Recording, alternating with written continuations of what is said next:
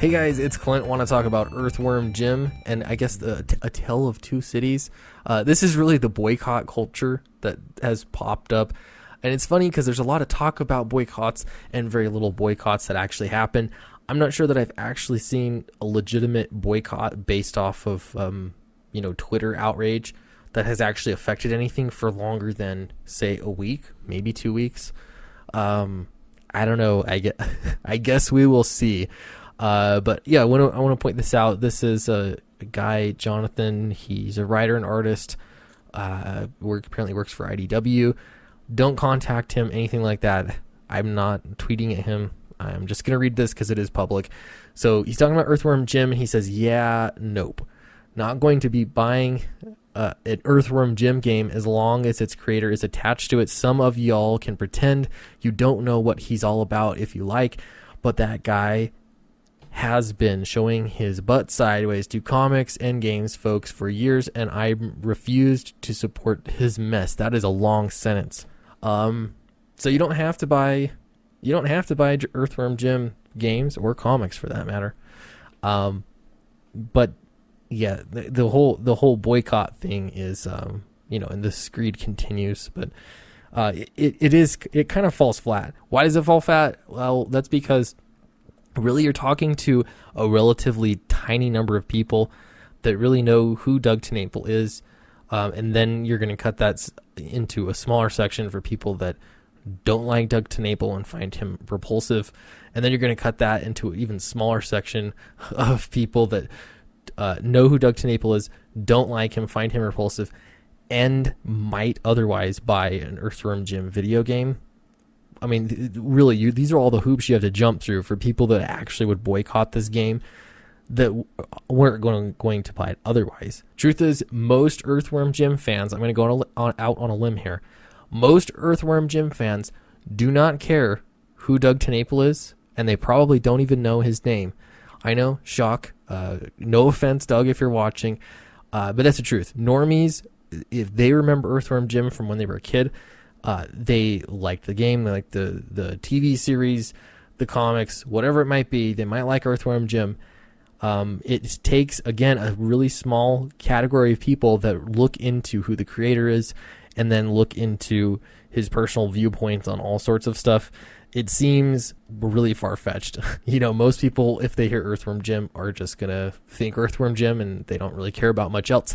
And I'll prove that too. But let's continue on with this screed. Earthworm Jim is a franchise whose creator is so toxic. What does toxic mean? I wish people would identify. There's so many new words and acronyms. I mean, not new words, new definitions. And they're so slidey. There's no clear definition. What exactly do you mean? I mean, the man doesn't wash his hands. that could be a little toxic. I don't know. Let's see. That if I'd known, he's so toxic that if he'd known that Doug was what he was from the get-go, I'd never have played it to begin with. Dude is a Gate supporter. I'm assuming that means Comics Gate supporter. Breitbart contributor. What if he wrote an article for the Huffington Post? Would that make things different? I'm just curious. So, food for thought. He's rallied against LGBTQ and POC voices. Whatever voices means. Are they people or are they voices? It seems a little dehumanizing to call people voices if that's what you mean. Or if what you're meaning is ideology. If that's really what this means, is ideology, point of view, what's standing in for the actual individuals that are categorized by these acronyms, and what you really mean is an ideology, then yeah, that's weird. Okay, and then he sicked his followers on others numerous times. I will say I've not seen him, despite whatever you could say about Doug TenNapel, and you have problems with him, personally or otherwise, I have never seen him sick followers on anybody. Never. I'd love to see evidence for that. Okay, so, the same time when people they're denying that there's a blacklist, at the same time, then you have people that work in comics saying stuff like this. Be very wary of anyone who feverishly wants to work with or support him in any outlet that praises his return to Earthworm Jim as a good thing. He must he's made no effort to hide what he is about and who he is against. Dude is a trash heap. Now, I'll tell you, I think there are a lot of people that would want to work with Doug TenNapel. One of them might even be Sean Gordon Murphy. I'm not necessarily work with him, but he wants to be friendly with him. Is he off the list now? The two of them are friends. Is he off the list? I don't know. I feel like there should be this has to be thought through a little bit. This is crazy again, because now this has become not just a boycott of Earthworm Jim, it's become a boycott of Doug TenNapel and anybody who's willing to even work with him. Now, I'll tell you that there are some people in comics that I really don't like. Really. I don't know them personally, but I'll tell you, Mark Waid, he's not exactly a shining example of a kind of comic creator, a kind of writer that I look up to. Now, does that mean that anybody who has ever worked with Mark Waid should be boycotted, or anybody that ever will work with Mark Waid in the future? Or should Mark Waid be out, begging for change on the corner? No, I'm fine with him making a living off his comics. I'm not interested in buying them. I'm also not interested in blacklisting anybody that works with Mark Waid in the future, because, people got to eat. He just let him be. I'm fine with live and let live. We could go there. But that's not going to be returned, of course. Okay, I see it that Earthworm Jim and Doug TenNapel, just write out Doug or just write TenNapel. What's with all the acronyms? There's enough. If you have this too much time to just add these many tweets, it's fine to write it out. Doug TenNapel. I've never seen it like that. It's a stock that's traded publicly. DTN. Maybe I'll start using that. Okay, I see that Earthworm Jim / DTN search stands have found this post. I don't even know what any of this means. Just know you will be blocked on site. Oh, so if you have found this post, so if I want to get blocked, I could actually comment on this, and I will be blocked. Interesting. We will see. Maybe I should do that. Okay, so on the other side of things, this is an article that came out.